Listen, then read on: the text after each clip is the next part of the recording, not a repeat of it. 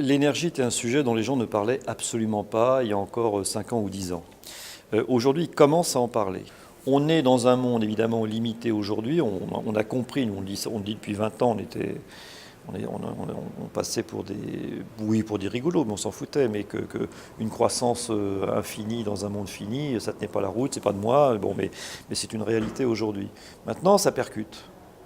Et ça percute à tout niveau, c'est-à-dire, qu'est-ce qui me rend heureux? Voilà. Alors, quelle énergie va me rendre heureux? Alors, le problème, c'est que là-dessus, si on regarde l'augmentation des particuliers, aujourd'hui, c'est quand même 2% par an de consommation des particuliers supplémentaires.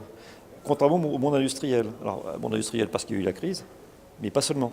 Le monde industriel aussi parce qu'ils ont très bien compris que dans un compte d'exploitation, c'était aussi un poste qui était extrêmement important, donc il faut faire attention. Voilà.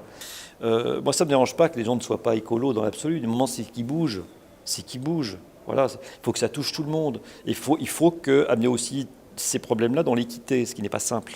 De la même manière que vous avez des circuits courts en alimentation, où les gens veulent reprendre possession de leur nourriture, faiblement encore aujourd'hui, hein. Bon. Mais quand même, ils se posent des questions là-dessus. Ils veulent reprendre possession de l'information, c'est-à-dire que maintenant, aujourd'hui, l'information n'est pas simplement que celle des grands médias qui descend, maintenant elle est transversale, avec les blogs, avec le net, même si vous avez une connerie sur deux, mais peu importe. C'est une réalité, c'est-à-dire que maintenant les gens ont besoin de s'exprimer. Je pense que demain, ils auront besoin et envie aussi de s'exprimer à travers l'énergie.